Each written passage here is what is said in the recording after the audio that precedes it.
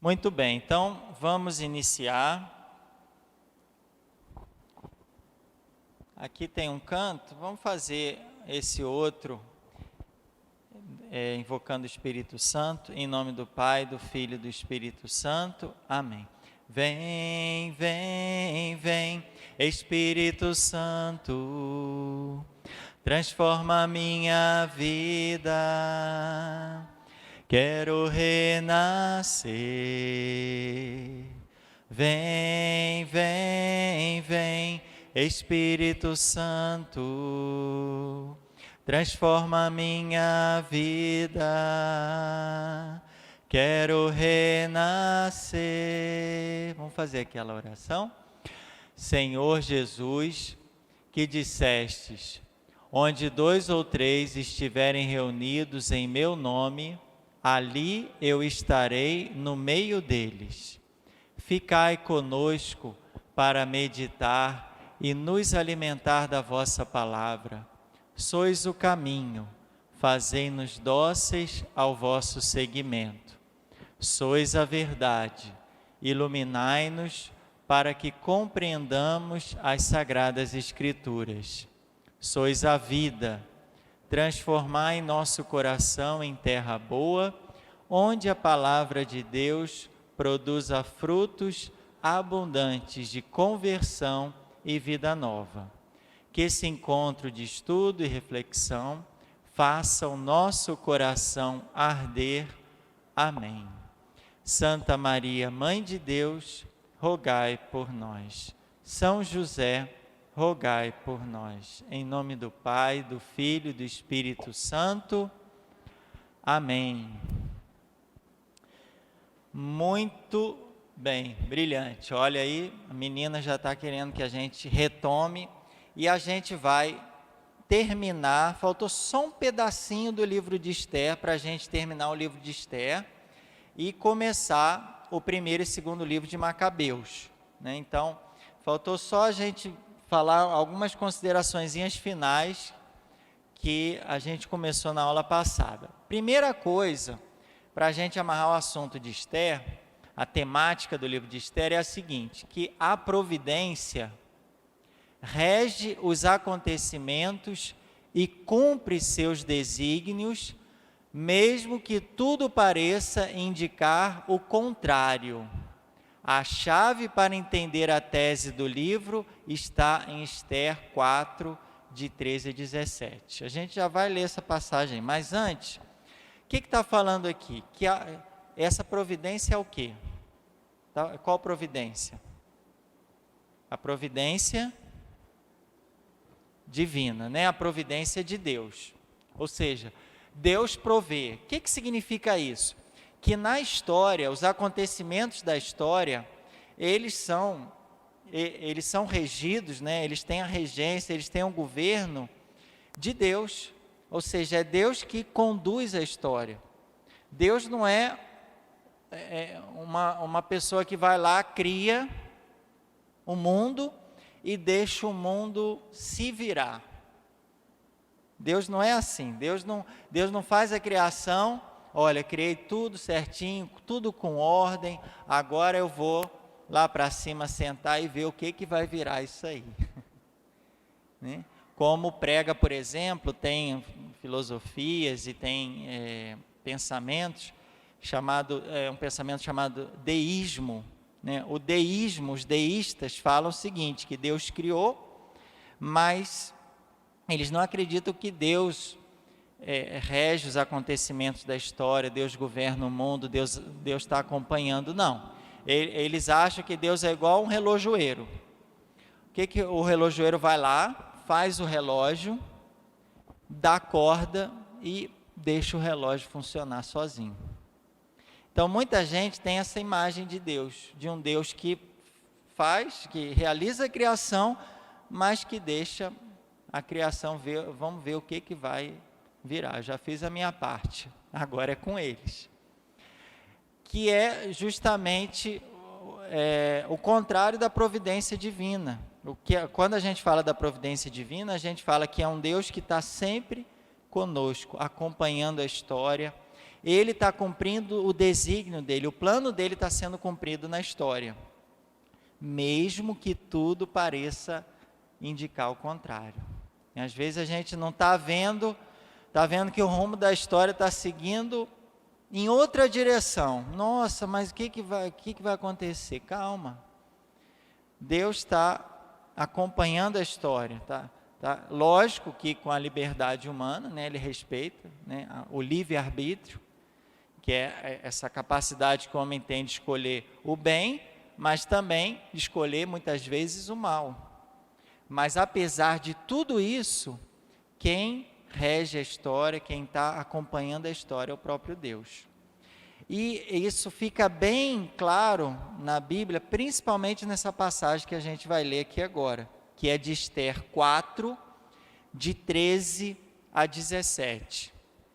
Quem quiser acompanhar na Bíblia, ou se quiser acompanhar ali, que eu já trouxe a passagem ali, né? Tem alguns alunos que estão preferindo acompanhar ali, como a Adelar. Mas na Bíblia é bom, porque aí você já dá aquela sublinhada, né? Você já marca essa passagem, porque ela é muito importante para a gente entender a providência divina. Aliás, falando de providência, a gente vai falar de providência divina no próximo sábado agora na Escola da Fé, que a gente está estudando o Catecismo da Igreja Católica, uma vez por mês, um sábado por mês, né? Só falando que temos alunos novos aí, né? Velhos novos e novos, que a gente faz um estudo do catecismo uma vez por mês, um sábado por mês. E a gente vai entrar, a temática que a gente vai entrar no catecismo da Igreja Católica, uma das temáticas é a providência divina. A gente vai continuar o ensinamento sobre a Trindade e vai entrar na providência divina. Como que Deus acompanha a história se a gente vê tanto mal que existe no mundo? Como que a gente pode conciliar o mal e o sofrimento, a dor, as injustiças que existem no mundo com a providência divina, com Deus que cuida de tudo? Então é isso que a gente vai falar, né? O catecismo vai responder para a gente no próximo sábado agora. Essa semana tem muita formação, né, Érica? Teve formação ontem missionária, tem hoje o curso bíblico, amanhã tem a segunda parte, e o sábado é o dia todo, assim, das 8 às 18. Se vocês não puderem vir à tarde, venha de manhã, pelo menos. Se não puder vir de manhã, venha à tarde. Se puder vir o dia todo, é uma vez por mês só, né? E aqui na região não tem outra formação do Catecismo da Igreja Católica, é a base para a nossa vivência como católico, né? Na fé, na doutrina, naquilo que nos ensina a nossa igreja. Mas voltando para a providência divina em Esther, capítulo 4, de 13 a 17, a gente lê o seguinte: Mardoqueu mandou novamente dizer a Esther: não penses em preservar somente a tua vida entre todos os judeus, porque vives no palácio real, né? O que está acontecendo aqui? Teve lá o decreto de Amã, que mandou exterminar todos os judeus num dia fixado por ele, que depois deu origem à festa de Purim, né? E o Mardoqueu, que tinha criado Esther, né, que era tio da Esther, ele pediu a Esther: olha, você agora como rainha, você está lá junto do rei, interceda por nós, interceda por nosso povo. Porque você acha que você está morando num palácio que você vai sair livre dessa? Muito pelo contrário, você como judia também, você está arriscado a morrer junto com o seu povo. Então, intercede pelo seu povo, Esther. É isso que Mardoqueu fala para ela. E aí ele continua: se agora te calares, a libertação e salvação virão aos judeus de outra parte, mas tu com a tua família morrerás. Quer dizer, a libertação dos judeus está nos desígnios de Deus, está nos planos de Deus. Se não for por você, Deus vai agir, usar outra pessoa, de outro modo Deus vai agir. Mas o plano de Deus, a providência divina vai acontecer. Melhor que aconteça através de nós, né? A gente sendo dócil, sendo instrumento da vontade divina.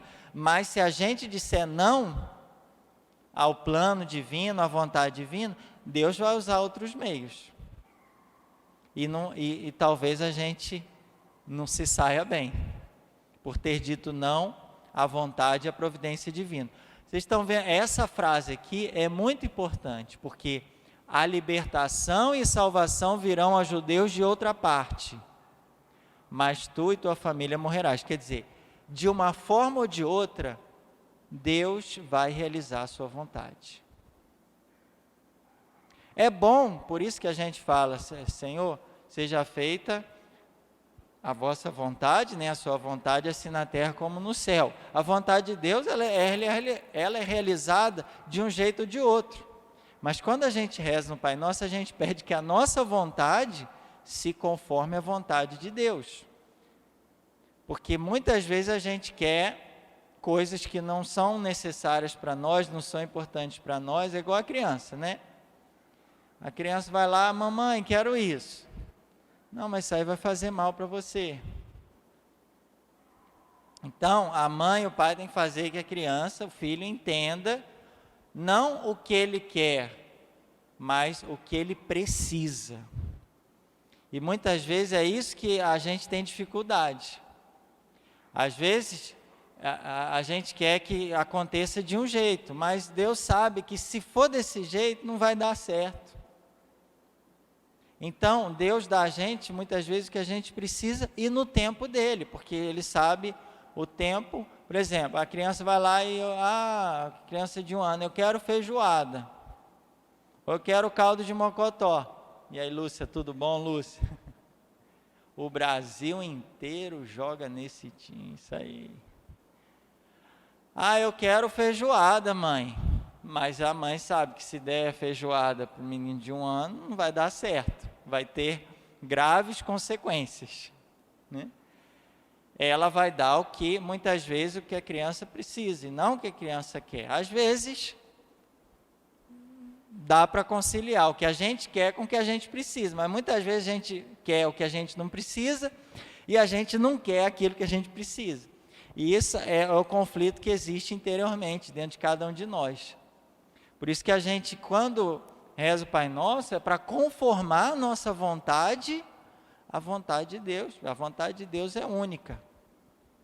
E vai se realizar de um jeito ou de outro, como a gente está vendo aqui. Olha, se você não quiser interceder, não tem problema, Esther. Deus vai libertar os judeus de um jeito ou de outro, ou por você, e melhor que seja por você, mas se você não quiser, sem problema, Deus vai realizar a vontade dele, a vontade dele vai acontecer, ou por você ou por outro, mas é melhor que seja por você, porque se for por outro, o que ele fala lá? Você e sua família morrerá. Quem sabe se por isso mesmo você chegou à realeza, para que em tal situação você estivesse pronta para agir.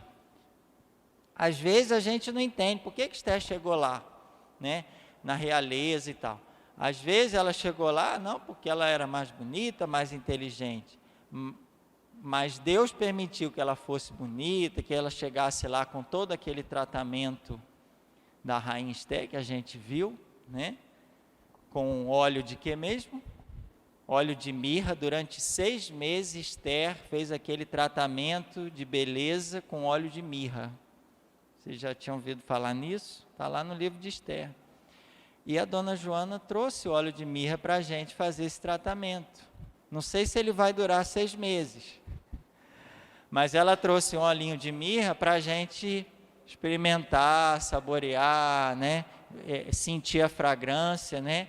Que aliás foi importante até na vida de Jesus, né? Do nascimento à morte, a mirra fez parte também simbolicamente da vida de Jesus, né? Que os 3 reis ofereceram ao Senhor? Ouro, incenso e mirra, já prevendo, né, e profetizando a morte dele.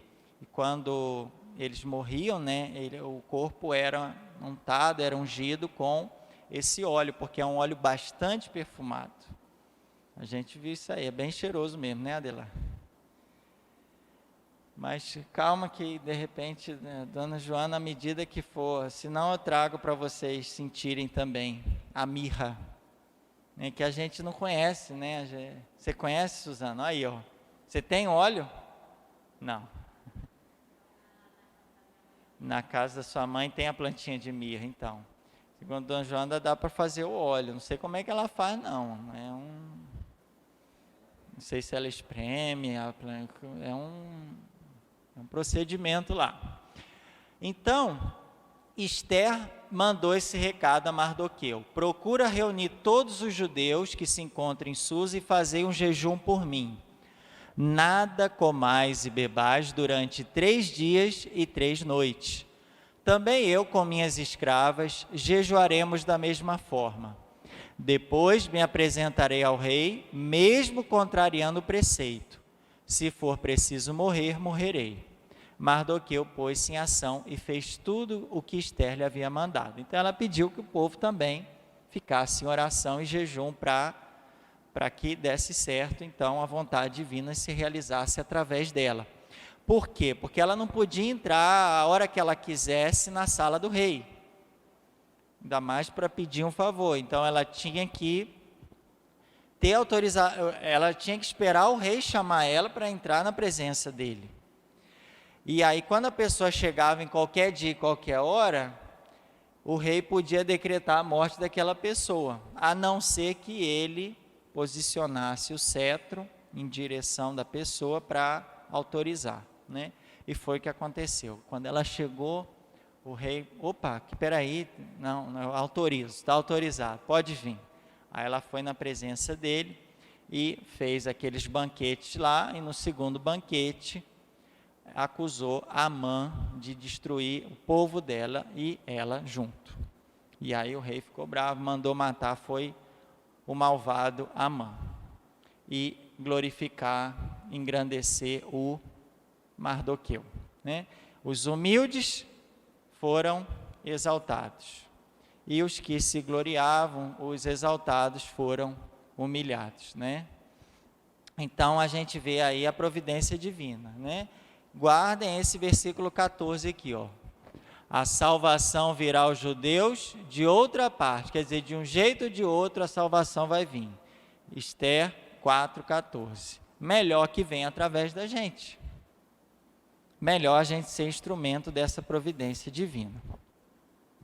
E para concluir, esse texto de Esther, o livro de Esther, ele chegou até nós em 2 formas, que é o texto hebraico, que ele tem 10 capítulos, né, são o capítulo 1 até o capítulo 10, versículo 3, seriam os 9 primeiros capítulos, né?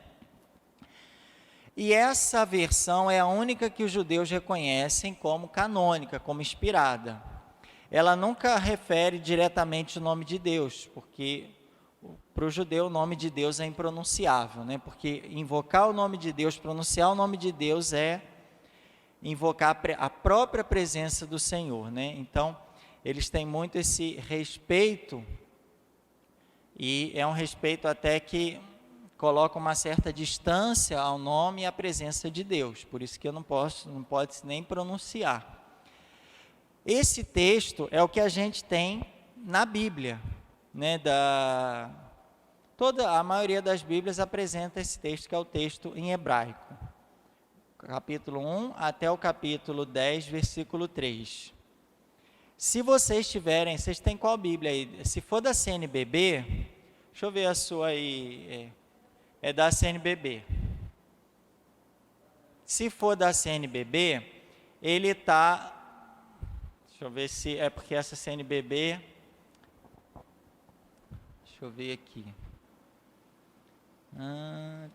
Aqui. Aí o texto hebraico, ele está aqui, por exemplo, no capítulo 1 vai até 7 províncias, e aí tem essa chavezinha aqui, ó, tá vendo? Que é o texto grego, é a versão grego, que foi realizado um acréscimo no texto hebraico. O texto hebraico está todo lá, e foi feito um acréscimo com o texto grego. Na Bíblia da Ave Maria, que é essa aqui, da Suzana, por exemplo, que ela colocou? Ela colocou todo o texto hebraico primeiro e depois ela colocou o texto grego.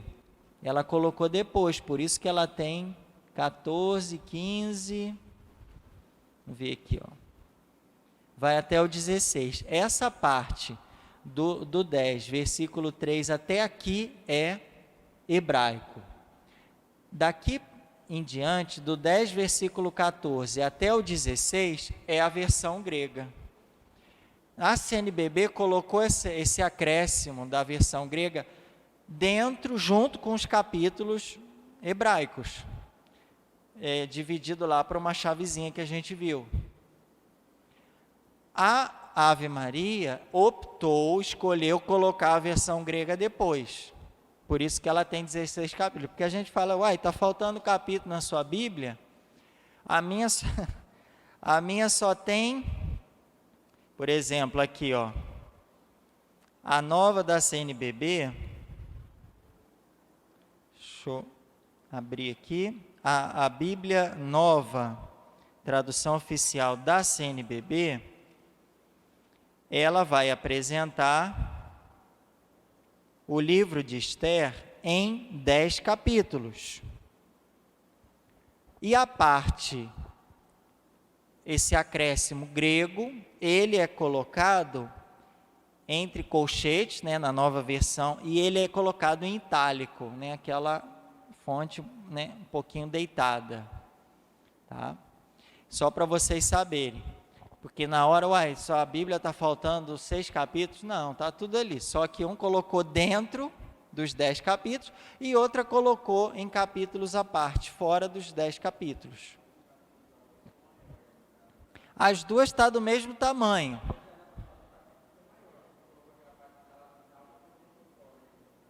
Isso. Aí, quem colocou dentro do capítulo 1 ficou grandão. Enquanto a outra ficou menor, mas aí a parte do capítulo 1 está lá no final, que é o capítulo 10, versículo 4 em diante. Tá? Só esse detalhe. E o texto grego, que é o texto em itálico, o texto que ele é colocado ou depois ou no meio da parte hebraica, ele apresenta duas recensões. Aí vocês vão, o que é recensão? Né? Eu já coloquei ali para facilitar o que é uma recensão. Gente, uma recensão é uma comparação crítica de uma edição antiga com o manuscrito para restabelecer o texto. Então, na hora de compor o texto, porque a Bíblia, depois ela é traduzida, tal. Então, para o texto chegar o mais original possível, o mais completo possível, o que eles fazem? Eles pegam as edições antigas do texto, porque não tem uma edição só. Isso, Aletinha, tudo bom? Não tem uma edição só. Como que a Bíblia chegou? A gente tinha lá na antiguidade quem? Os copistas, que faziam esse trabalho de copiar toda a Bíblia de forma manuscrita. Então, e o copista copiou do outro, que copiou do outro, que copiou do outro, e foi chegando até nós. Então, eles tinham que ter muita fidelidade na hora de copiar o texto. E com isso, lógico, às vezes faltou um acento, uma vírgula, faltou alguns detalhes que uma edição não trazia, outra tinha. Então, para restabelecer um texto só, o mais original possível, o mais completo possível, eles faziam comparações.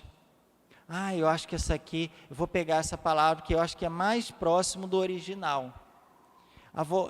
Ele deixou um pedacinho da letra de fora, eu vou pegar essa outra que está mais completo. E assim eles foram compondo o texto para chegar no material que a gente tem hoje.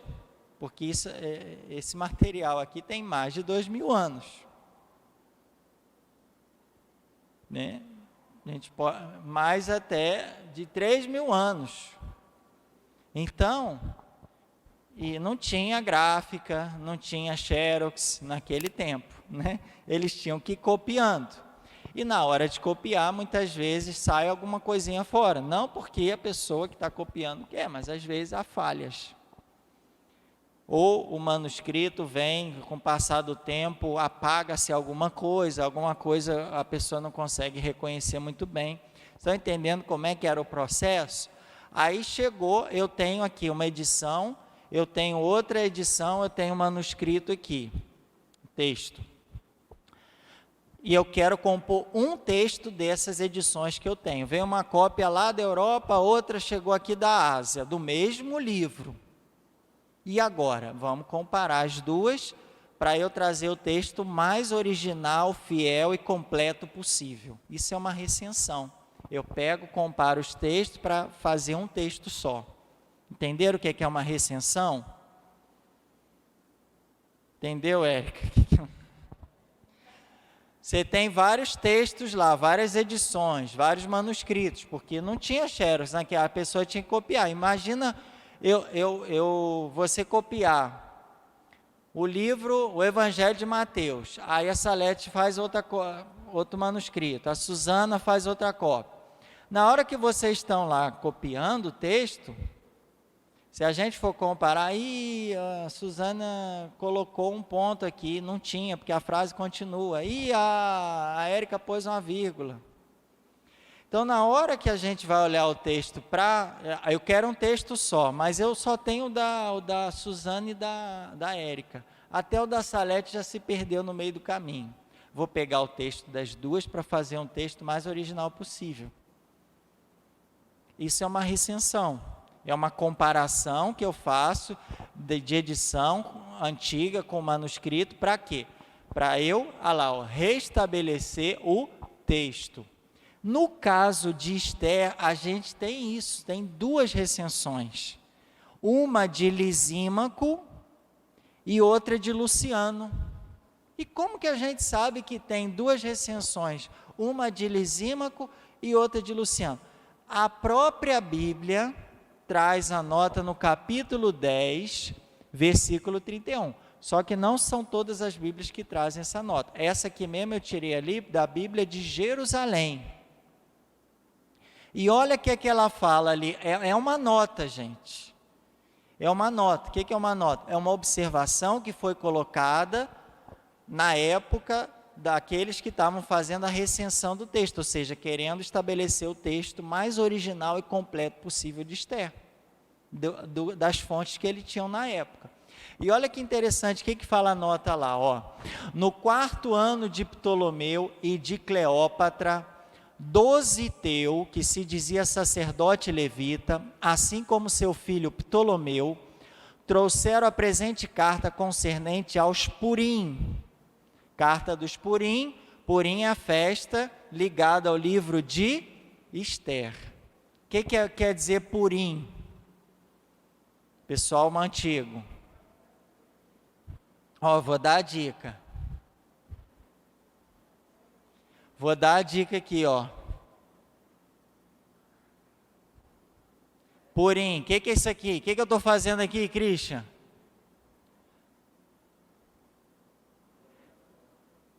Eu estou fazendo aqui. Jogando dados, muito bem. Jogando a sorte. Purim quer dizer sortes. Sorte, porque na hora que eles foram escolher o dia que ele ia exterminar o povo judaico, foi jogada a sorte e caiu no dia, se não me engano, 13 de Nissan, né, que era o dia que foi estabelecido o extermínio dos judeus. Foi jogado o quê? A sorte. Por isso que Purim significa sortes, no plural. O plural hebraico é in. Eles não tinham plural em S como a gente. Então, para falar, vamos supor, né? Casas. Como é que eles falavam casas? Se fosse casa, vamos supor que casa é hebraico, né? Mas não é, mas eles falavam casim. Plural de casa é casim, seria casim, né?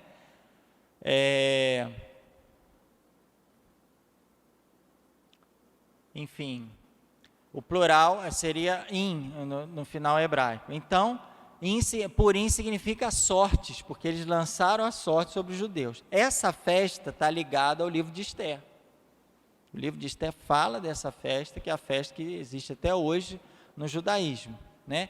E a festa de Purim é tipo um carnaval para eles lá, para os judeus, sabe? Eles se fantasiam bastante, fazem muita festa, né? Muita alegria, porque eles foram libertos pela providência divina, né? Então, eles deram essa carta como autêntica e traduzida por Lisímaco, filho de Ptolomeu, da comunidade de Jerusalém.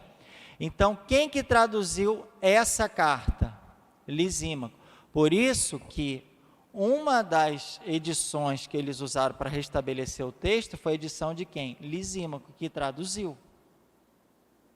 Por isso que a gente fala que houve a recensão de Lisímaco. Isso está na Bíblia. Eu não sei se está na Ave Maria. Você viu? Eu não cheguei a ver se está na Ave Maria, mas tem a nota aí, ó. Mas é o 10:31. Deixa eu ver aqui. Não. 10:31, acho que não. Aqui, ó. Na Bíblia Ave Maria, ela está no capítulo 11, versículo 1. Olha lá, traduzida por Lisímaco. Então, Lisímaco é uma dessas edições que eles usaram para estabelecer o texto de Esther. E está na Bíblia. Porque às vezes vocês estão lendo lá a Bíblia e não sei o que de Lisímaco. O que isso tem a ver? Estou lendo a história de Esther, daqui a pouco aparece o nome de Lisímaco. No tempo de Ptolomeu. Ptolomeu já falamos na aula passada. Lembra de Ptolomeu? Os Ptolomeus. Lembra dos Ptolomeus? A gente falou do Ptolomeu I, Ptolomeu II. Está lá também, já postamos até esse vídeo lá no nosso canal. Os Ptolomeus, gente, é o período dos Lágidas, que Ptolomeus era um dos generais do Alexandre Magno. Quando ele morreu, dividiu, lembra? Ele morreu, dividiu o reino em 4 grandes generais, e a gente ficou falando mais dos Lágidas, que vem do Lago, que é parente lá do Ptolomeu I, aí veio Ptolomeu II, então foi desse período aí, antes do Império da Síria. Mas a gente vai voltar a falar, muita calma nessa hora, só para vocês verem o contexto que estava sendo escrito e depois aqui traduzido o livro de Esther. Isso tem na Bíblia. Por que a gente está estudando? Para na hora de vocês lerem, isso aqui não é uma nota de tradução, uma nota e até de autenticidade, porque é um escrito que veio já daquele tempo e veio com toda a marca de autenticidade, é um escrito verdadeiro. É uma coisa que é autêntica lá, ó. Eles estão autenticando. Tinha cartório naquele tempo? Então, eles tinham, de alguma forma, que dar veracidade, autenticidade nos escritos. E esse vinha através de, eles declararam como autêntica e traduzida por Lisímaco, filho de Ptolomeu, da comunidade de Jerusalém. Quer dizer, a autenticidade vem desse Lisímaco, que provavelmente era muito conhecido, e o pai dele mais ainda, lá na comunidade de Jerusalém. Então, é igual a gente falar, não, se veio uma carta lá veio uma carta do padre Cândido, quem entregou foi Adelar. E Adelar falou que pegou da mão do padre Cândido. É autêntica, não é fake news, não foi alguém que inventou e assinou, né? E o padre Cândido está convidando todo mundo. Então, se a gente for lá, exemplo, o padre Cândido está convidando todo mundo para jantar depois do curso bíblico na casa dele, e ele fez esse convite através de uma carta que foi enviada que a Adelar trouxe para a gente. E ele fala, olha, isso aqui é verdade, pessoal, não é mentira, não. Se a gente for lá, vai ter o jantar ou não vai ter? Vai ter. Ela veio cheio de autenticidade, a mesma coisa aqui. né? Esse livro da Esther, essa história, veio e veio já traduzido, porque naquele tempo, né, já precisava de tradução, né? Trouxeram a presente carta já traduzida para que todo mundo pudesse entender, pelo Lisímaco, filho de Ptolomeu, da comunidade de Jerusalém. Então, ela já vem trazendo a força e a veracidade que ela é autêntica. Ela não é fake news, ela é autêntica. Então, essa nota, vocês já vão compreender quando vocês forem, né, se depararem com, isso aqui é uma nota de autenticidade e tradução do livro de Esther. Veio junto com o livro. Isso é a história de Esther, essa nota? É a história de Esther? Está dentro da história de Esther? O que vocês acham?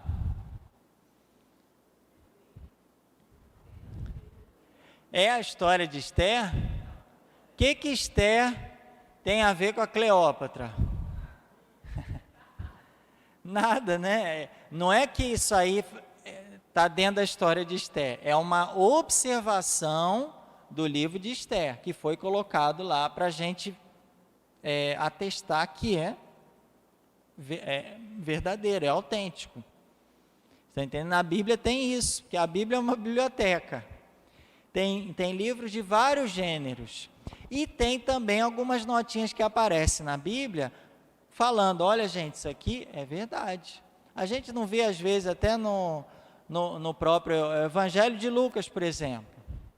Ó Teófilo, eu pesquisei muito para trazer tudo sobre a vida de Jesus para você. O Teófilo faz parte da narração da vida de Jesus, da história da vida de Jesus? Jesus curou algum Teófilo? Jesus ressuscitou algum Teófilo? Não. E por que ele está lá no Evangelho de Lucas? Porque Lucas está escrevendo para esse Teófilo como se ele tivesse feito uma pesquisa da vida de Jesus. É como se fosse, gente, uma nota, uma observação. Olha, eu estou colocando uma nota aqui, uma observação, que tudo isso que eu escrevi, eu pesquisei muito para poder te trazer com detalhes a história da vida de Jesus. É uma nota. É a vida de Jesus? Não, é uma nota sobre a vida de Jesus. Esse trechinho aí é a história de Esther? Não, é uma nota falando sobre a autenticidade da história de Esther. É isso que eu quero que vocês entendam. Não vai com essa dúvida para casa, porque isso aqui ele está contextualizando historicamente e falando, olha, eu venho trazer um livro que ele é autêntico, ele é verdadeiro. Essa narração é importante para a comunidade, é importante que você leia essa história, porque é para você, ele é autêntico, não é fake news, né? Ela é importante para a sua vida. Então é como se essa nota trouxesse essa importância também para a nossa vida, falar que é importante, porque senão ninguém lê, ninguém fala, pula o livro de Esther. Não, a nota está falando, olha, esse livro foi traduzido, ele é importante, ele vem trazer algo como autêntico para a nossa vida. E ele contém as partes deuterocanônicas que trazem caráter religioso. O que é deuterocanônico? É alguma coisa que foi inspirada depois. Tem os canônicos, que foram inspirados e entraram na lista dos livros inspirados primeiro, e tem os deuterocanônicos que entraram na lista dos inspirados no segundo momento, depois. Um livro deuterocanônico que tem na nossa Bíblia.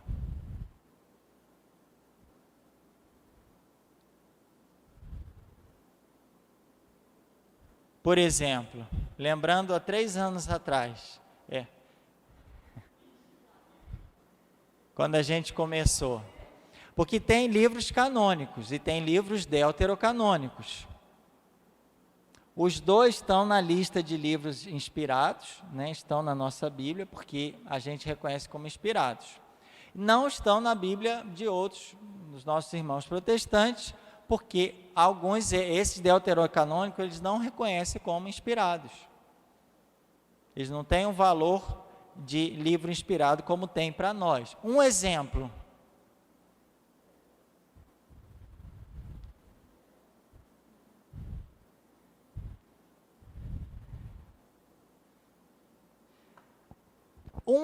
Dois exemplos são os próximos livros que a gente vai estudar, que é o 1º e 2º Macabeus. Eles são livros deuterocanônicos, tanto é que eles não estão na Bíblia dos nossos irmãos protestantes, mas eles estão na nossa, que a gente reconhece como inspirados. Mas eles foram reconhecidos, vamos dizer assim, posteriormente. Eles já foram escritos num período posterior, né? Os judeus e depois os protestantes, eles só aceitaram livros que foram escritos em hebraico, um período mais antigo, né? Que são os canônicos, né?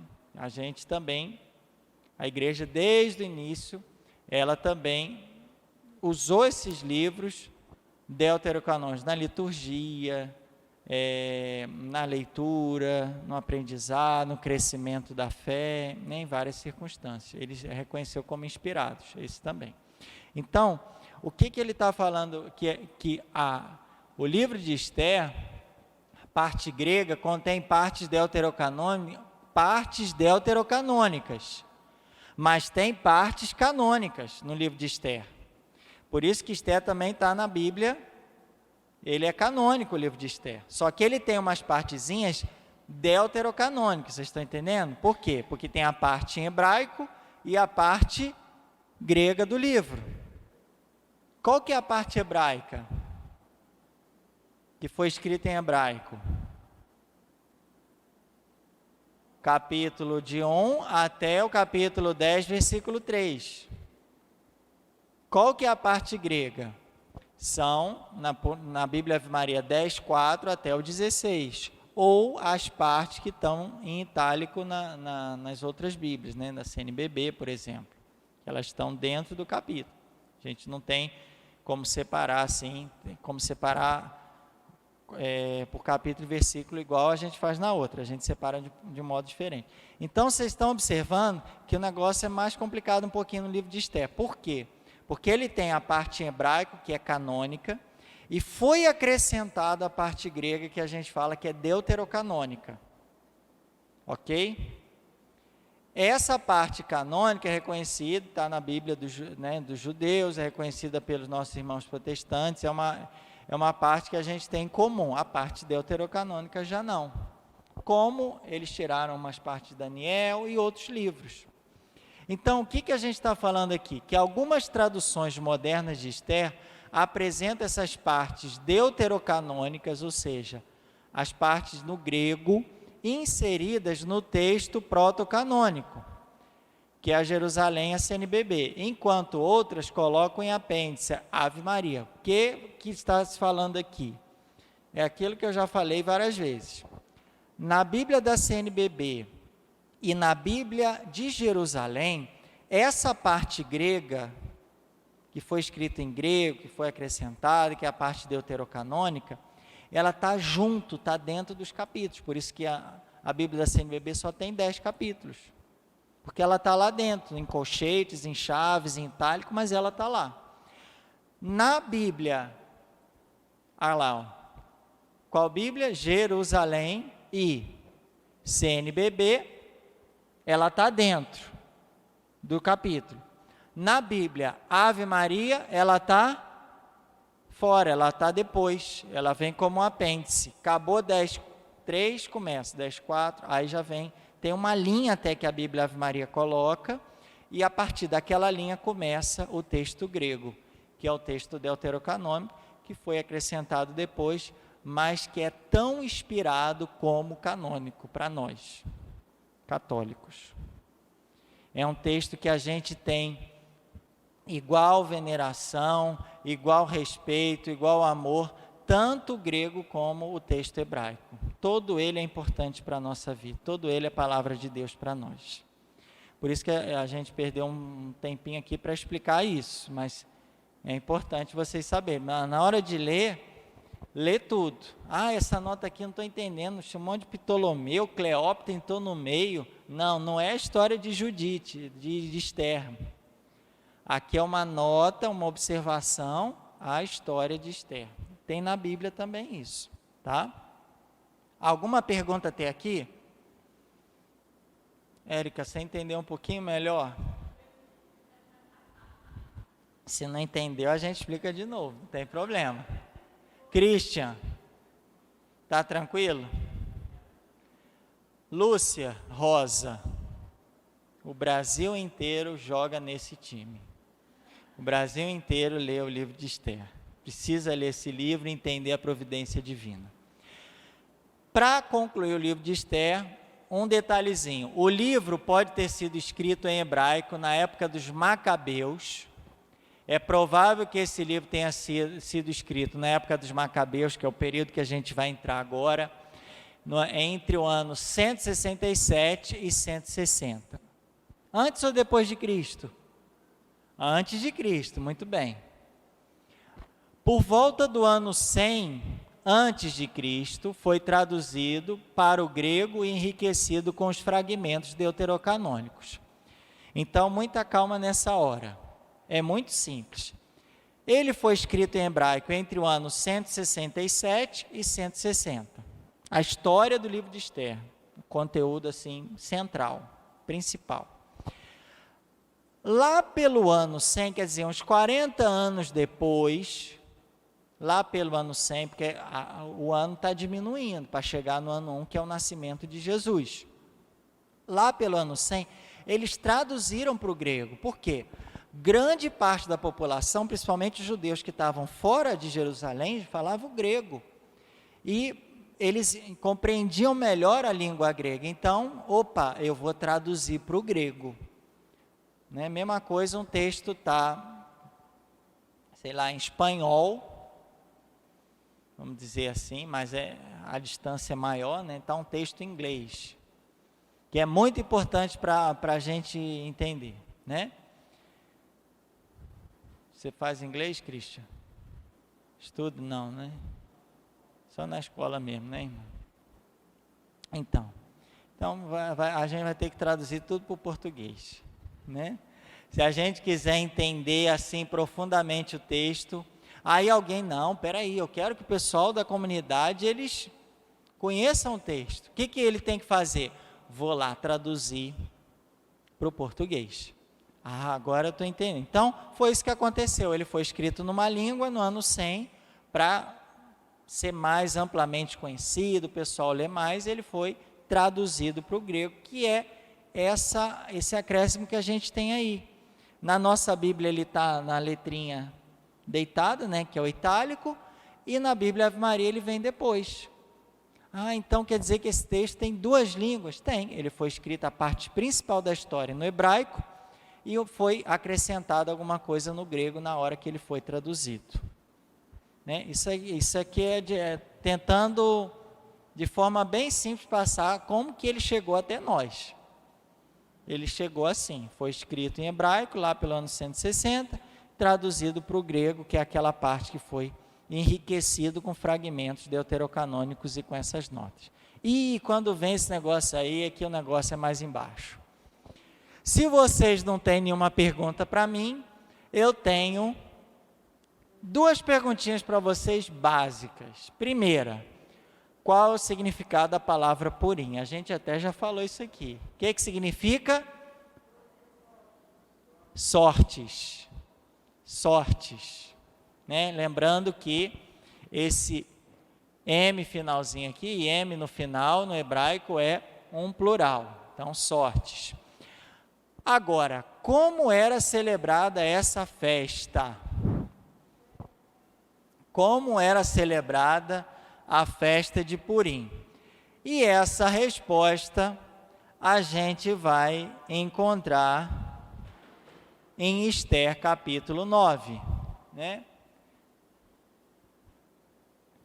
Se vocês não quiserem perguntar para o seu Juscelino nem para o André, os nossos candidatos ao diaconato permanente na diocese, vocês podem ir lá em Esther, capítulo 9, que vai dizer como que essa festa de Purim era celebrada, né?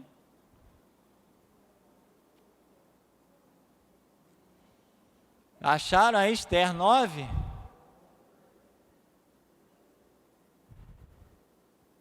Falou, galera.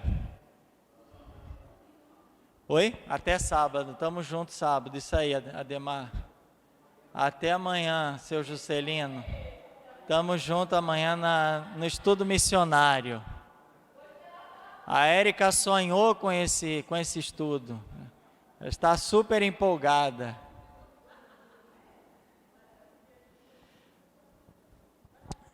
Então, Esther 9, ele fala como que foi celebrada essa festa. Olha lá, ó. Portanto, no dia 13 do 12º mês, que é o mês de Adar, não é de Nissan, como eu falei, mas é Adar, o mês de Adar, quando se devia cumprir a palavra e o decreto do rei, quando os inimigos dos judeus esperavam dominá-los, aconteceu o contrário. Os judeus venceram os seus adversários.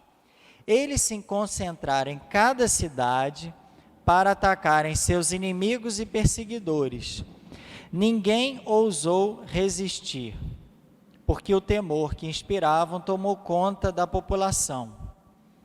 Todos os príncipes e governadores e procuradores das províncias e todos os funcionários que chefiavam os vários postos e obras apoiavam aos judeus pelo medo que tinham de Mardoqueu. Interessante que antes o medo era de Amã e agora o medo é de Mardoqueu. Vamos pular lá para o versículo 17, que diz o seguinte: a data da matança geral foi o dia 13 do mês de Adar, seguindo-se o repouso no dia 14. Esse dia foi por eles instituído como dia de banquetes e alegria. O banquete tinha demais, né? Quem lê o livro de Esther, tudo eles faziam banquete. E não podia deixar de ser no dia da vitória, eles também celebrarem com um banquete. Os outros judeus que moravam em vilas não fortificadas e em aldeias, designaram o dia 14 do mês de Adar como o dia dos banquetes e da alegria, para nele se alegrarem e trocarem porções dos banquetes entre si, né? É aquela história, cada um traz um prato, né?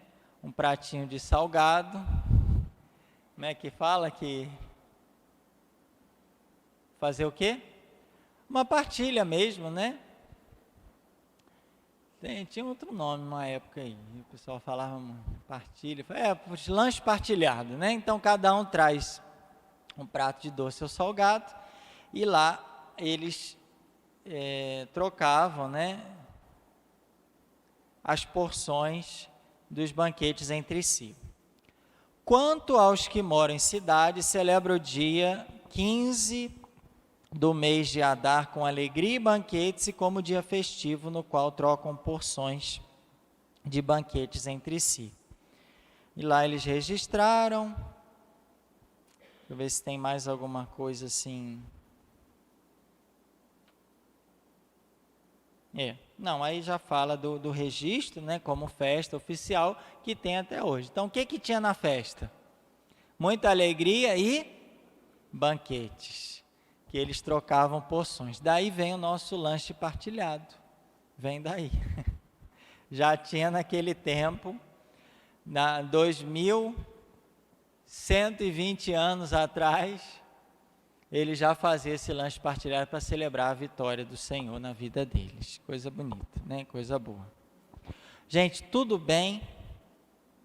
Tá tranquilo? Ficou mais claro agora? Eu demorei um pouquinho, quis demorar um pouquinho para explicar a nota, para a gente não passar assim, na hora de vocês lerem, eu não entendi nada, essa nota tem a ver o que com Esther? É uma observação do livro só. Brilhante? Tranquilo? Lúcia? Faltou o café hoje para dar uma... A gente vai colocar assim, ó, curso bíblico missionário. Porque ontem, na formação, vocês precisavam ver o banquete que tinha lá, gente. Ó, para iniciar, um cappuccino. Tem 3 anos aqui, o curso bíblico, e eu nunca vi um cappuccino. Não, eu vi uma vez, trouxeram cappuccino. Quem que trouxe? Acho que foi a Lu ou a Marli. Tem uns cremes de café e tal, que também tá faltando ultimamente, depois que a Lu mudou. Tinha hambúrguer de pão de batata, bolo, refrigerante, sucos à vontade, né? Ó. Eu acho que vamos fazer uma parceria com o pessoal da missão, eu acho que vai dar certo.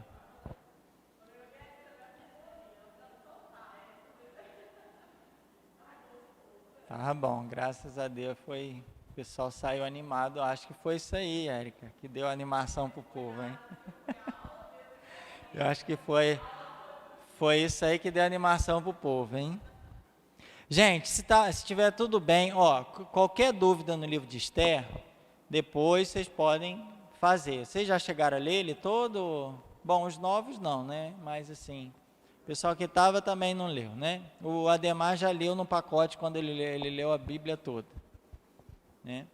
O que é interessante é agora a gente começar a ler com essa chave de leitura, porque aí muda completamente o jeito da gente se debruçar sobre o texto, entender o texto, né? Compreender algumas passagens, né? Aí agora, com essa visão nova, a leitura fica realmente diferente. Vamos então iniciar, a gente tem um tempinho ainda, aproveitar o nosso tempo e começar o livro dos Macabeus. Livro dos Macabeus, 1º e 2º Macabeus. O que está acontecendo, qual o contexto daquele tempo, né? O fundo de cena dos livros do Macabeus. O que a gente tem lá?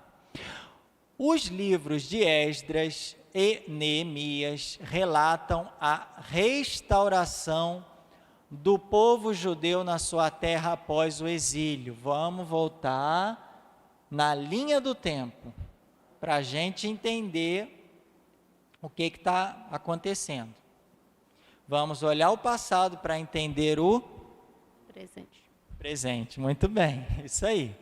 Então, a gente já estudou o livro de Esdras e Neemias, não foi? A gente já estudou. Parece que já. Tem um tempinho, mas já estudamos. Se não sabem, a gente já estudou. Tá? Eles falam da volta do povo judeu após o exílio. Eles estavam exilados onde, esse povo, gente? Esse povo estava exilado onde? Que está voltando do exílio, tem que estar exilado em algum lugar. Vocês lembram onde é que eles estavam exilados? Na Babilônia. Vamos ver aqui. Eles estavam onde, Lúcia? A Babilônia. Muito bem, eles estavam exilados na Babilônia. Que período? Está lá a cola, 587 a 538 a.C. Esse exílio foi muito importante. Sobre eles temos até salmos que cantam o exílio, né? Nós estávamos, né, sentados no rio chorando, né? E os nossos inimigos me pediam canto lá da terra. Como que a gente vai cantar o canto da nossa terra numa terra estrangeira? Porque eles estavam com a alma triste, porque eles estavam longe da terra deles, longe de Barra do Garças, e estavam tristes. Lá nas praias de Fortaleza, tristes, porque estava longe de Barra do Garças. E o povo pedindo, canta alguma coisa de Barra do Garças. Não, estou triste aqui nessa praia de Fortaleza, de Natal, porque eu estou longe de Barra do Garças. Como que eu vou cantar o canto de Barra do Garças longe de Barra? Não, o exílio não era assim não, gente. O exílio era mais complicado, né? O exílio estavam lá trabalhando, submetido ao poder dos estrangeiros, e os estrangeiros, chegou uma hora, canta lá o canto da sua terra para a gente saber, e o pessoal do exílio falou, como que a gente vai cantar o canto da nossa terra numa terra estrangeira se a gente está triste, porque a gente está aqui no exílio? E aí, esse exílio, eles voltam, aí voltaram a cantar o canto da terra deles, porque eles estavam felizes. E esse período, depois do exílio, gente, porque até o exílio a gente vai acompanhando. Êxodo, né, os livros históricos lá, eles entram na Terra Prometida com Josué, livro dos Juízes, 1º e 2º Samuel, 1º e 2º Reis, vai vindo. Aí, 1º e 2º Reis, pá, exílio. Foram para o exílio. Mas volta do exílio, tem Esdras e Neemias. E aí, o que acontece? Dessa volta do exílio,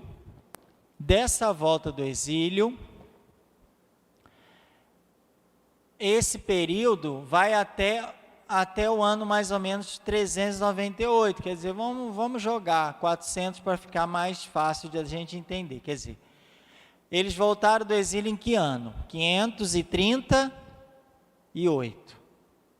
Eles voltaram do exílio aqui, ó. Cadê Ruth? 538 a.C. Eles voltaram do exílio. Aí chegou lá, estava tudo pronto esperando por eles? Não. Reconstruiu o templo, reconstruiu as muralhas da cidade. Essa reconstrução, reconstruir a moral e a religião do povo, tudo isso está no livro de Esdras e Neemias. Tudo isso está no livro de Esdras e Neemias. E esse período vai até mais ou menos o ano 398 a.C. O que vai até mais ou menos 398 a.C.? O livro de Esdras e Neemias. Certo? Porque eles voltaram. Então vocês imaginam aí, de 538 até 398, tem quantos aninhos aí? De 538 até 398, nós temos muito bem, você falou em cima, 140 anos, que foi o tempo que eles fizeram toda aquela reconstrução. Vocês acham que erguer um templo, 10 anos, para reformar um negócio na igreja é 10 anos, imagina para erguer um templo. 140 anos, erguer as muralhas da cidade, o povo se reconstruir. Então foi esse período aí, depois que eles voltaram do exílio, ficaram mais 100 e poucos anos ali de reconstrução. E aí, gente, eu estou voltando àquela linha do tempo que a gente já falou, para a gente entender onde que a gente vai entrar na história. Onde que a gente vai entrar na história? Onde que está aqui o livro de Macabeus, por exemplo, né? Se a gente for falar de Macabeus, está aqui, está aqui, está aqui. Bom, vamos ver. Depois dessa data de 398, a história de Israel não é documentada pela Bíblia, até a época dos Macabeus, que começa em 175. Isso é importante, porque tem uma parada técnica lá, tem uma interrupção na Bíblia, a história não é contínua. Tem um período na Bíblia que a gente não sabe o que aconteceu pela Bíblia, mas a gente sabe o que aconteceu por outras fontes, por outros registros históricos. Então, por isso que eu fiz de novo a linha do tempo, para vocês entenderem o que a gente está falando. Eles voltaram do exílio em que ano? 538, com o edito de Ciro, né? Lembra? Quando os babilônios estavam no poder, levaram todos os judeus para lá. Aí entrou os persas, conseguiram dominar os babilônios, e aí com o edito de Ciro II, que é esse rei persa, ele falou: olha pessoal, vocês estão tranquilos, pode voltar para a casa de vocês. Pode voltar. Nossa, pode? Tem 50 anos que a gente está aqui. Será que eu dou conta? Não sei, mas pode voltar. Se quiser ficar também, não tem problema. Mas se quiser voltar para a terra de vocês, pode. Então, essa 538, o que está acontecendo? É a volta do exílio. Que ano que eles voltaram do exílio? Fechou com chave de ouro. Aí vem o período dos persas, né? De 538 até 398, eles voltaram do exílio, eles precisavam fazer o quê? Reconstruir o templo, as muralhas. E está em que livro isso? Esdras e Neemias. As alunas novas estão dando show.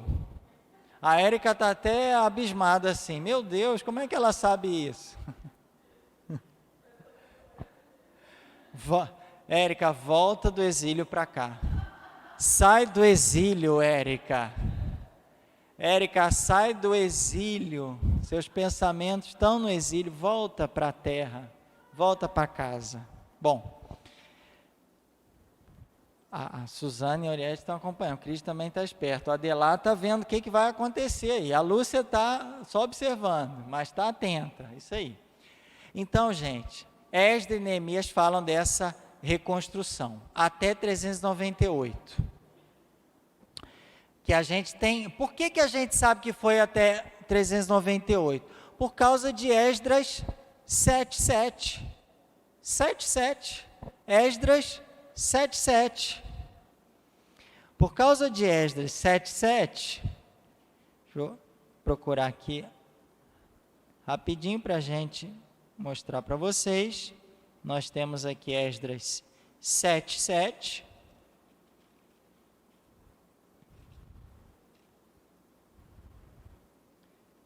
Esdras 7:7. É fácil, que é número repetido. Tem uma aluna do outro curso que gosta de número repetido. Diz o seguinte: e assim, certo número de israelitas, sacerdotes, levitas, cantores, porteiros e oblatos subiram a Jerusalém no 7º ano do rei Artaxerxes. O 7º ano do rei Artaxerxes, cronologicamente falando, na história, ele está ali situado no ano 398 a.C. Então, eles chegaram, fizeram essa subida a Jerusalém, que é um registro que está no livro de Esdras e que situa a gente dentro do tempo. Olha quanto tempo demorou para fazer toda essa reforma. Depois fala que 1 ano de reforma da igreja é muito. Não é, gente. 100 anos já é um número considerável. A nova, a basílica que a gente tem lá no Vaticano, Basílica do Vaticano, a Basílica de São Pedro, demorou em torno de 100 anos para ficar pronta. 100 anos para ficar pronta. E aqui uma igreja aqui que a gente constrói em 10, a gente acha muito, não, é nada. É de um dia para da manhã para a noite, para a tarde, não é nada, né? Então vocês vejam que a reconstrução é um processo interior, porque eles reconstruíram a moral deles, a religião deles. Primeira igreja que a gente tem que reconstruir não é fora, é o nosso interior, é o nosso coração, é o altar do nosso coração que a gente tem que renovar. Depois a gente pensa no resto, mas se não tiver aqui reconstruído, o que adianta, né? Então, olha lá, em 398, a gente tem esse período aqui como o período de Esdras e Neemias. Preste atenção para vocês não esquecerem mais isso aqui. O que acontece? Depois de 398 até 175, que a gente aqui tem registro no livro dos Macabeus, olha lá, 398 a 175. O que eu fiz aqui na linha do tempo? Eu dei uma escurecida nela. Por que eu escureci essa linha? Para vocês identificarem que nesse período a gente não tem registro na Bíblia. Não há informações na Bíblia, nos livros da Bíblia, desse período. Mas então não aconteceu nada nesse período? Aconteceu, mas não está na Bíblia. E como que a gente sabe que aconteceu? O mundo não acabou nesse período? Não, porque a gente tem registros históricos. E o que aconteceu nesse tempo? Para a gente chegar lá em Macabeus, vamos fazer essa caminhada na história, que eu já falei para vocês, mas agora a gente está voltando a falar porque essa linha do tempo ela é importante. Em 333, não fala na Bíblia, mas foi o período que Alexandre Magno conquistou lá, começou as grandes conquistas do seu império vastíssimo de Alexandre Magno, né?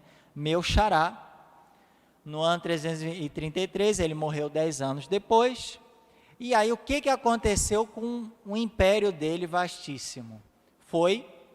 Ele não deixou herdeiros, então foi dividido entre os generais dele.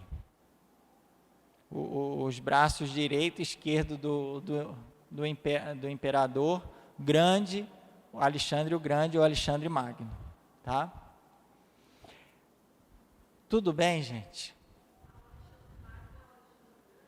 Magno quer dizer grande.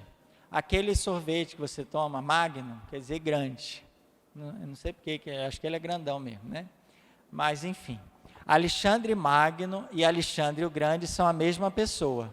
Magno quer dizer grande. Tá? Então, esse carinha é o Alexandre o Grande, o Alexandre Magno. Tem isso na Bíblia? Não. Esse período aqui não tem. Porque a Bíblia acaba lá nos persas ainda, com Artaxerxes, ano 398. Os persas estavam no poder ainda e continuaram durante algum tempo, até que os gregos, né, o rei da Macedônia, Alexandre o Grande, conquistou o império enorme e depois morreu. E aí foi dividido entre os generais. Tudo bem? Aqui que entra o período dos generais.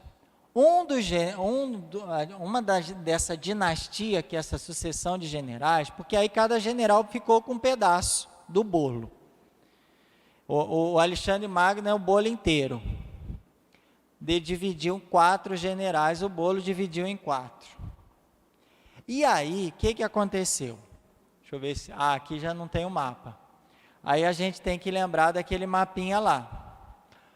Os lágidas é o pessoal que estava no Egito lá. São os reis egípcios. Lembra que eles estão lá no sul? No sul que eu falo, eles estão lá na África, né? O Egito fica assim lá no norte da África. E um dos generais ficou com esse território. E quem dominava a Judeia, porque dos 4 generais, gente, a pergunta é, um desses 4 que dominou a região lá da Palestina, onde estão os judeus, não é isso? Sim ou não? Porque quem dominava é Alexandre Magno. Alexandre o Grande morreu, ficou para um desses generais. Ficou para quem? Para o famoso Ptolomeu. Ptolomeu I, Ptolomeu II, Ptolomeu III. Eles estavam lá no Egito, eles pegaram aquela região e pegaram a Judéia junto. Vai ficar com o general lá da dinastia dos Ptolomeus. Por que tem o nome Lágidas? A gente já falou, porque é o parente dele, né? Que era, eu sempre confundo se é pai ou avô. Mas ele era pai ou avô desse Ptolomeu I. Se não me engano é pai mesmo, que o nome dele era Lago. Aí ficou Lágidas, em homenagem ao pai deles. Inclusive eu falei lá no vídeo, eu coloco a legenda lá, e eu esqueci de novo, mas é assim mesmo. É porque eu confundo, porque um é avô e o outro é pai. No caso lá dos Asmoneus é bisavô, e Lágidas é pai, mas tudo bem, vamos voltando aqui. O Ptolomeu era general, lá era um general que ficou com a região do Egito, ele era egípcio, e pegou a Judéia. Por isso que nesse período aqui, que eu coloquei em vermelho, é o período dos Lágidas. Eles governaram a Judéia, mas deixaram o povo tranquilo. Aparentemente, tinham domínio, mas não houve perseguição assim, religiosa. Mas a gente não tem Tem alguma coisa na Bíblia desse período dos Lágidas aqui, os egípcios? Não. Por isso que ela está mais escurinha. Todo esse período aqui, o que a gente tem aqui? Helenismo. Por quê? Porque é tudo os gregos que estão dominando, que vem lá com Alexandre Magno. Mas primeiro domina um grupo, depois, com Antíoco IV, no ano 200, o que acontece? Esse Antíoco IV, ele é um rei da Síria. E esse rei da Síria, ele pega e domina a região onde estão os judeus. Por isso, até o ano 200, quem que está no domínio dos judeus? Os Lágidas. Depois do ano 200, são os Seleucidas, que é Antíoco III, Antíoco IV e assim sucessivamente. Quem que é Antíoco III? É um dos generais de Alexandre Magno, o Alexandre o Grande. Quem que é o Ptolomeu que está aqui, dos Ptolomeus aqui? É outro general do Alexandre Magno. Só que um general pegou a parte do bolo do Egito e pegou a Judéia durante um período. Do ano 200, o outro pegou um pedaço maior. Espera aí, que eu que quero esse pedaço aqui. Eram os judeus, que era um pedaço lá que ficou. Uma hora ficou para um general, outra hora esse pedaço do bolo foi para outro general. Vocês estão entendendo? De 330 e 320, né, quando morreu Alexandre Magno, até o ano 200, o pedaço do bolo onde estavam os judeus ficou para os egípcios, os Lágidas, que está lá. De 200 até 141, esse pedaço do bolo ficou com os sírios. Os sírios é que tomavam conta desse pedaço do bolo, onde estavam os judeus. Deu para entender melhor um pouquinho?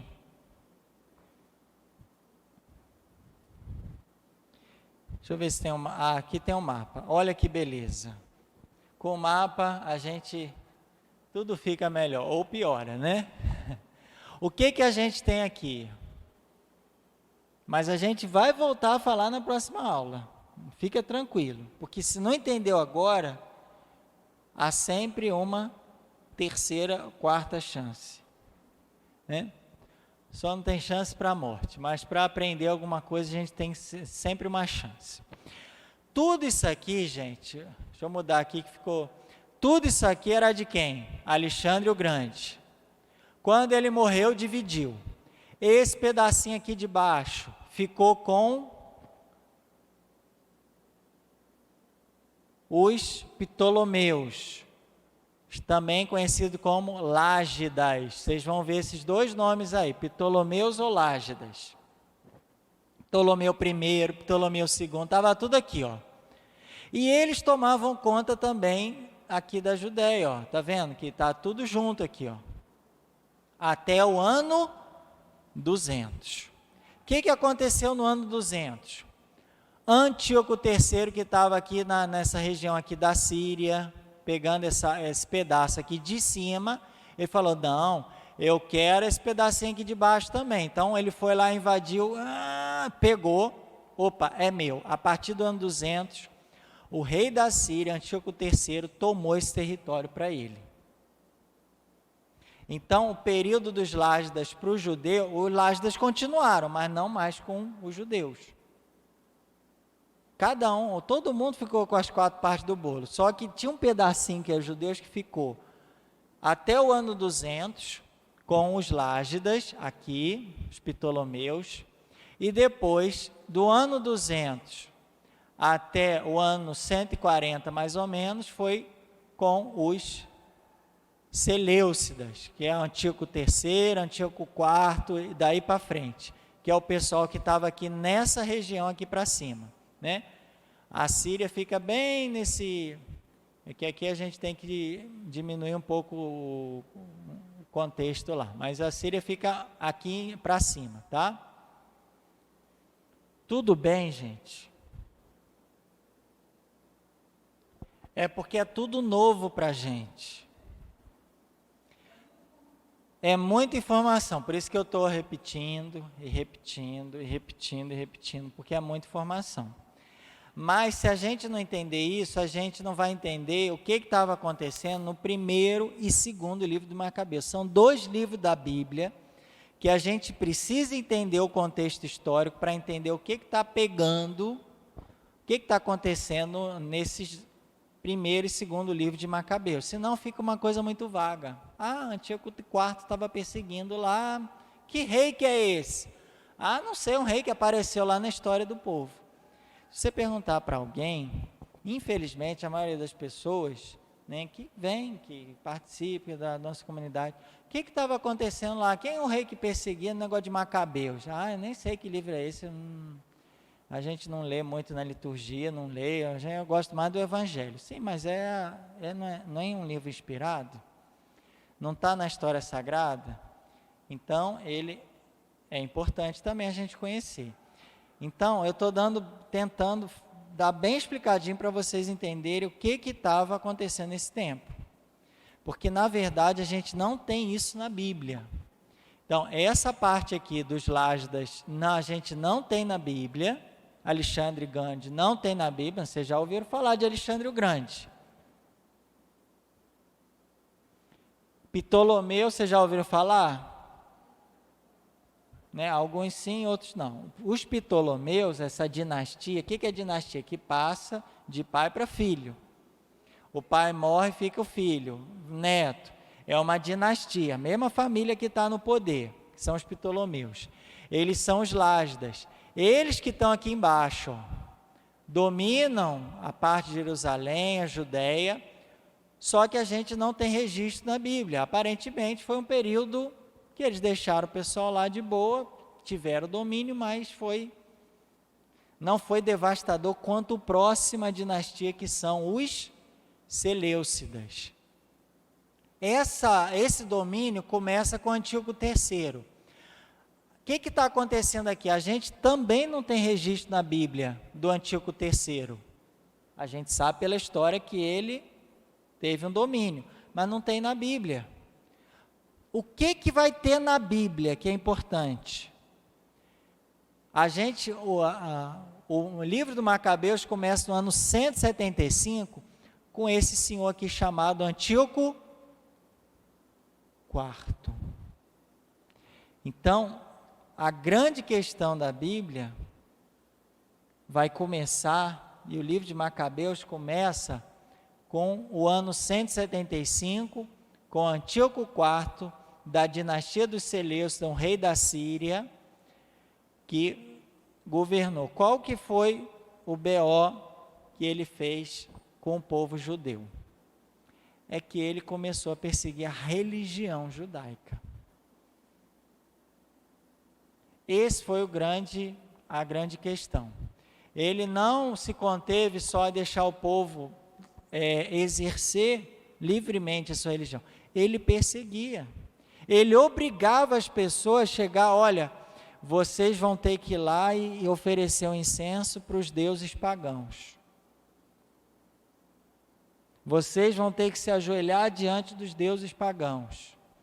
Vocês vão ter que cultuar a partir de hoje os deuses pagãos. Vocês vão aceitar? Se vocês não fizerem isso, morte. Foi isso que estava acontecendo naquele tempo. Até Antíoco III, beleza. O problema foi que chegou esse sujeito, Antíoco IV, que era o rei da Síria. Ele estava aqui em cima, ele tomou a parte do bolo, mas ele não queria só a parte do bolo. Ele queria tomar também a religião deles. Que eles cultuassem a mesma religião que ele cultuava. Ele queria obrigar o povo a ser de religião pagã como a dele. E esse foi o grande problema, e é nesse contexto que a gente vai entrar no livro de Macabeus, que na próxima aula a gente vai continuar falando dessa história. Se vocês não entenderam, volta lá na linha do tempo, volta no mapa, se der certo a gente enviar o vídeo, volta lá no vídeo, para vocês entenderem esse período aqui, até esse período aqui, porque o livro de Macabeus começa aqui, mas como que a gente vai entender se a gente não sabe o resto? Então, eu só estou dando o contexto do resto. Tá? Depois, para terminar, veio o ano 141, Simão Macabeu conseguiu definitivamente colocar a dinastia dele, vencer a dominação do rei sírio, dos reis da Síria, do Antíoco IV e família. Agora quem manda aqui, quem vai governar, somos nós, os judeus. E começou a dinastia dos Asmoneus, foram os próprios judeus governando o seu estado. Eles conseguiram isso. Quando que começou? Com Simão Macabeu em 141. Mas de 175 a 141, teve muita guerra no meio para eles conseguirem fazer isso. E é esse período aqui que está clarinho que a gente vai ver no livro 1º e 2º Macabeus. Depois fica escuro de novo. Por quê? Segue a dinastia dos judeus lá, dos Asmoneus, até chegar Herodes o Grande. O Herodes Magno, Herodes o Grande. Ele chega no ano 37, ele chegando, quer dominar geral, faz um acordo, uma aliança lá com Roma para dar todos os poderes para ele, domina toda aquela região da Judéia, acaba a dinastia dos Asmoneus e começa a dinastia dos Herodianos.